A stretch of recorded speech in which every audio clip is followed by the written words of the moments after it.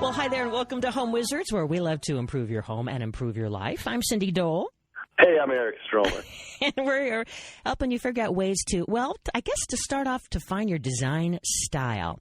And, you know, designers have a technique, if you will, kind of quickly sizing up how to infuse where you live with some snazzy things. And so we thought we'd help you think like a designer and come up with some strategies that are, you know, really going to be smart, so that whether you're in an apartment or a condo or home, that when you look around, you go, you know, it looks like it all kind of flows and it represents me.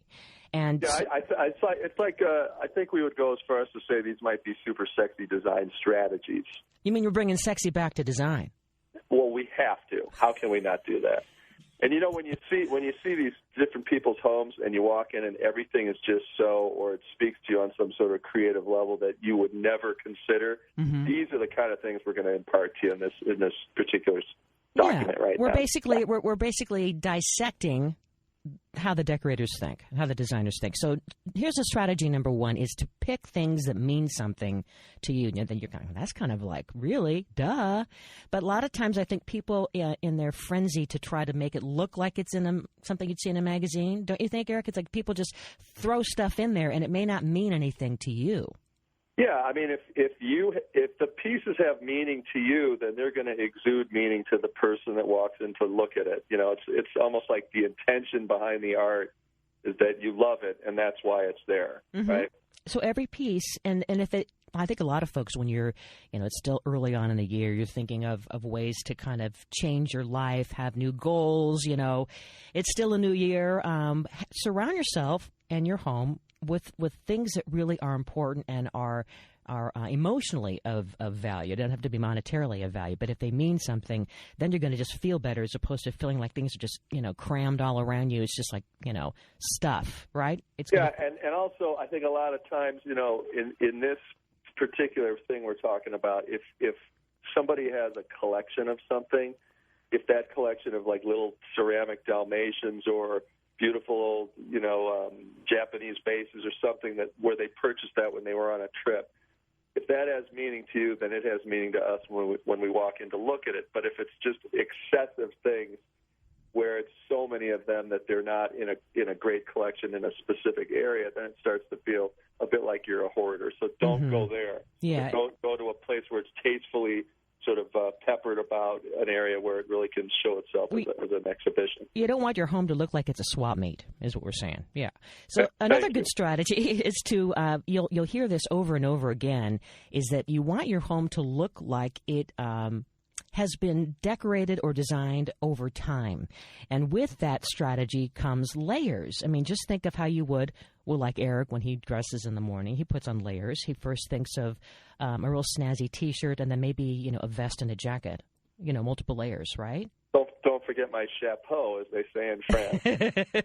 And I think in layers, too. And so, I mean, really choose layers for your home. So for starters, think of the room that you're in, layering it with color and textures. And this is going to really give that room or your entire home a feeling of depth and dimension. You know? Yeah, and remember when we go to the Pasadena Showcase House, we see a lot of really great designers and how they kind of do things as well. And one of the great examples of layering, for example, you would have a wall that has a beautiful print wallpaper on it, and then maybe that what comes off of the wall would be a framed picture, and then you frame another picture over that, so that there are maybe 3 or 4 layers of photos that are all revealing different parts of those pictures. So it almost looks like they're stacked and hanging on the wall, and it gives you that depth and interesting architectural significance where there's more layers to it as we're speaking. Same with wall coverings and curtains. You know, you've got a sheer curtain over the window, and then over that, like a nice romantic drape. You know, so just, again, it gives you depth and a perception that there's more than just a flat wall, that it looks like a condo. And do this really from room to room, whether it's the kitchen or the living room or the bedroom, and then you start to see it'll become an easier technique and method for you, you know. So, you know, don't worry. It's all going to be okay. Another really tricky and great strategy that designers use that, you know, we're going to break it down. We're giving you the inside formula, is design for a gathering. Now, that seems, again, very obvious because we all look forward to, at least most of us do, to those moments when you have people over for a holiday. I mean, you might dread it because you go, oh, gosh, now I've got to clean up the house. But I love it because it forces you to get your house ready. And so design your home for a gathering, meaning have a place where there's enough seating and it's relaxed and for people to talk and to play and just enjoy each other. Yeah, and I think a lot of it has to, when I think of what you're saying in this point, you ever walk into a really super modern home and it just looks like, well, like a museum? Like a big museum. I can sit on this gravestone. I guess that's comfortable, and I'll go over here and sit on the bed of nails. Right. It doesn't have that nice lived-in feeling, and that doesn't mean you have to preclude modern architecture, but you definitely want to have seating for people, and they know where they can sit. And that's comfortable and cozy. And it's about placement, too. It's about almost using a U-shaped formation. So that's going to encourage, whether it's a sofa and a couple of additional seats, recliners, whatever, maybe an ottoman, and then there's a coffee table in the middle. Again, we're talking about, let's say, like a family room or a living room. If your strategy is to really make that cozy so that people can have a place to put their snacks and a beverage down and to talk and lean over and talk to each other and maybe have almost a couple of conversation areas, that's kind of cool. Yeah, and also don't be stuck to the idea that you have to have all your furnishings against walls. I think a lot of times people feel it's like you're in a centrifuge and all the furniture has been thrown on the exterior walls of the room. It doesn't have to do that. You can have stuff, toward the coffee table. There might be bolsters here or there that can move on wheels or casters and, stuff to create that gathering feeling. It's to Cindy's point, exactly. As opposed to remember going to some of the different carnivals, I can't remember the ride, but literally you stand against this wall and then the wall is spinning and spinning and then you're sucked against the side of the wall. Yeah. Like what was I said, it's a centrifuge, that. Right, where it spins to the outside. We don't want that. No, it's going to make you go nuts. Anyway, we have some more really great inside scoop strategies so that you can make your home look like a professional designer did it. And it's really easy just to kind of break it down. You're listening to Home Wizards. Eric Stromer, Cindy Dole. We love to help improve the spaces you call home, improve your home, improve your life. Welcome back. You're listening to Home Wizards, where we love to improve your home and improve your life. I'm Cindy Dole. Hey, I'm Eric Stromer. And we're really helping to dissect how designers look at spaces so that when you are looking at ways to kind of zhuzh up your living room or your dining room or your bedroom or family room or kitchen, whatever it is, that before you go out and buy things, there's a lot of ways just to kind of rethink how your space is so that it's going to look like a professional designer helped you create it, right? So some of the different strategies when talking about is to surround yourself with things that mean something, right? To make sure that the living room area or family room area has seating and a space to really enjoy each other's company. But here's another really smart strategy that's obvious, but maybe it's not obvious, and that's to use practical things as accents. In other words, before you go out and buy more little decorative things that don't mean anything, let's say in the kitchen, you have a way of using things, pans. You might hang pots and pans from the ceiling in a beautiful rack of some kind, or you have a beautiful decorative spice rack, things like that, things that you would use in the kitchen, but now they become decorative. Or maybe it's even like a cookbook library, like all the cookbooks. I know you have a few extra favorite cookbooks that you use when you're doing your marinara, although that's your secret recipe, but right, Eric, when you're out there. How dare you divulge my secret, Eric? No, but I'll tell you that, things that are also beautiful, for example, in a kitchen, like wine collections or bottles that are either empty or full of what you want to drink. Coffee mugs are great. To Cindy's point, things that are, kitchen tools that can also end up becoming like decorative elements. I think it's a really important thing because then it doesn't look like it's been put there just because it's been put there, but there's a practical functionality to it. And the key is just to try to make sure so it doesn't look cluttery or junky or messy, is if they all are either the same material or a similar texture or maybe all the same color. For instance, if you have glass canisters for your flour, your sugar, your pasta, whatever, that they're all clear. And then it can be different, textures and heights, but they all have some kind of a common theme.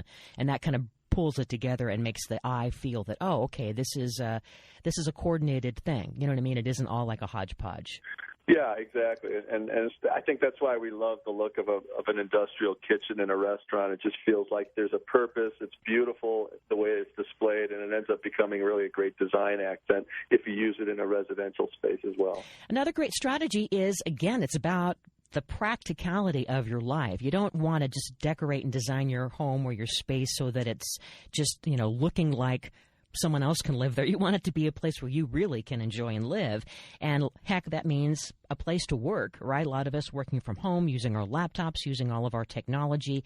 And so that means maybe it is merging part of a temporary or full-time home office as an extension of the kitchen, or wherever it is, just integrate those workspaces wherever you have the space in your home. And maybe it's in a closet, and that becomes, Yeah, that's right. I've built so many of these sort of conversion closet office spaces where you can take the door off the closet, hang some beautiful fabric across that opening. You put a 1x piece of wood stripping at desk height around the perimeter of the closet. Just shoot it into the corners with a nail gun or a screw gun. And then you can put a piece of plywood on top of that. You have yourself an instant desk in a closet that can then go away and give you much more space. It's a beautiful design element if you don't need the hang space for clothing and shoes. And it's just it's a great way to integrate. And also things like you were talking about with kitchen and workspace. I mean, I know my kids do homework every night while I'm cooking dinner, and that ends up also becoming like a craft area plus kitchen combined area. And it's a beautiful thing to look at art supplies, for example, if they're collected in really nice spaces or containers. It ends up really being visually appealing. And you can, of course, use... And the good news, the kid actually does the homework. Yeah. And his reward, he gets dinner. Get some food. And it's a positive reinforcement of being there with Dad, which is great. That's it. But, in terms of extending that workspace to wherever you have in your home or your apartment, that's all you've got. There's a lot of really good supplies online. In fact, they have some desks that you can mount on the wall, and then it kind of tucks away, and then it flaps down when you need it, or you can then multi-use furniture and make that now not only, it's part of your storage for your cookbooks, but you open up, and then there's part of a desk surface that comes down where you can then do some of your bill paying or, work with your laptop, etc. So that's kind of cool. You can't forget another key strategy, no matter where you live, is to carry your style outdoors. And it's such a big theme. It's going to be something we'll always be seeing because we want to have the outside in and the inside out. And so don't be afraid to use some of those pieces of furniture, those furnishings that you would normally have only inside, but now it's outside, whether it's on a balcony or you have a sleeping porch, that kind of stuff. Yeah, that's exactly right. I think because you can have all this great stuff now to honor outdoor living, it gives you exterior living space as well. Your apartment or your home now becomes double the size because you're integrating both those spaces. Another good strategy is to create flow. Now, we always want to feel like we have room to breathe and to move, but creating flow like a designer would means to have areas that they're like understated. It's almost like got a feng shui feel because now just the air itself and the feeling of spaciousness is going to give you the flow and will give you a kind of a quiet energy without feeling like there's just so much stuff packed in. And maybe, for instance, if it's in an entryway, a very simple and dramatic floral stem, like an orchid or some kind of a great indoor plant that's in a chunky glass vase, and then that's all there is with maybe a framed art behind it. And then you have just the space of the air flowing so that when you walk in, it just feels more open and understated, but yet has a design strategy.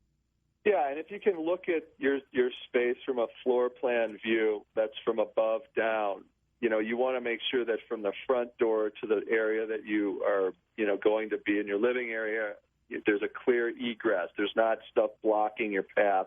And another great example of flow, like in a bathroom, some of those pedestal sinks really open up those small spaces, and then it feels more like you can see the back wall where a traditional cabinet would be, and that gives you the illusion of more space. And there actually is more, but it feels more open and airy. Well, plus, let's face it, how many of us use that under-the-sink space just to, load up on toiletries that we don't really even use or need, and it's just clutter. And now if you take all that out, if you take that, open up that space, now it's not only airier and looks more attractive, but now you're getting out of the habit of just having a place to store junk. That's exactly right. Yeah, some of the great bathroom designers now are actually hanging those cabinets on the wall, so you'll have about a 6 or 8 inch space from the floor to the bottom of the cabinet, and just that gives you the illusion of a more open floor plan. Something that's always been difficult for me, but it is a key strategy of designers, and that's to find a fabric that you love, and it really is going to enhance your furnishings, your interior. And the reason why it's been difficult for me is because I love so many different textures and types. You feel like there's a permanence to it. Do you ever feel that way, that it's like, okay, do I commit to, let's say if it's a sofa, do I go with a print, do I go with a solid color? And sometimes it's almost easier for me to go with a print or a certain kind of a fabric that's more for the pillows and more for like the ottoman.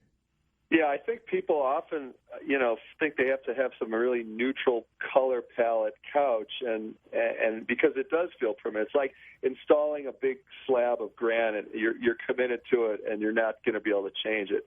And I think if you take a bold risk and find something a little more, creative in your choices and layer different pillow tones on top of patterns, you can also mix patterns so it's not all samey, matchy. You can really kind of get some great ideas from some of these magazines and tear sheets to see that they use paisleys with stripes, with polka dots. It can all work together. It doesn't have to be one monochromatic theme. In fact, the secret to mixing different patterns, in fact, you see it a lot in clothing, because, it's almost like the wilder, the more fashionable these days. If you're going to have, let's say, a stripe with a polka dot and a floral, is to have each of those different fabrics have that same one of the same colors in all three. So let's say if it was a pink and lime green color palette, make sure that there's a pink in each three of those fabrics, and then you could have a stripe, you could have a floral, and you could have a polka dot, just as an example. But it would feel like now that was the common thread between all three of them, and they might have other little colors tied in that work with the palette, but that's just that one color. Right. Good call. It makes a huge difference. And I know that you like. I really do see that a lot, where people assume that they have to have just like a tan couch and Navajo walls, all the furniture's against the wall, and then maybe a vase that's sort of the same tone. And it's like, it doesn't have to be there. And that's where the designer angle comes in. It's the using these mixed mediums and these different color palettes and tones together. And if you feel intimidated, go to some of the great design magazines out there that you love and just take a look at some of those images and see that, take a risk and try something different. Make that change, is what you're saying. And you can go to our website, yourhomewizards.com, by the way, because we have some great stuff there, too. Another important strategy is we talk about, creating collections, creating groupings, and, a successful display is to, again, have that common denominator, such as maybe a color or the same shape, or maybe it's a theme. Again, just think of that one thing, and if it all kind of has that one thing in common, now all of a sudden it's going to have this peaceful elegance of belonging together. But yet you can still kind of kick it up and have some fun with it as well.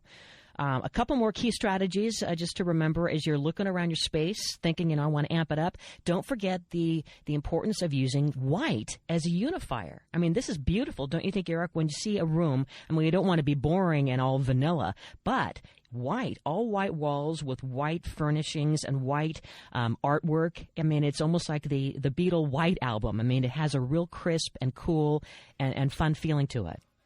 Yeah, that's exactly right. Again, too, we see a lot of times where people will do collections of books where they'll use like a white cover over every single book so that it actually just has this monochromatic feeling because it's a design choice. It's not because you think you're supposed to, but because you did it on purpose. Exactly. And so we're going to segue from white to red when we come back. Don't be afraid to use red in your home. We're going to talk about some cool ways to get a little pop of red next. Eric Stromer, Cindy Dole, you're listening to Home Wizards.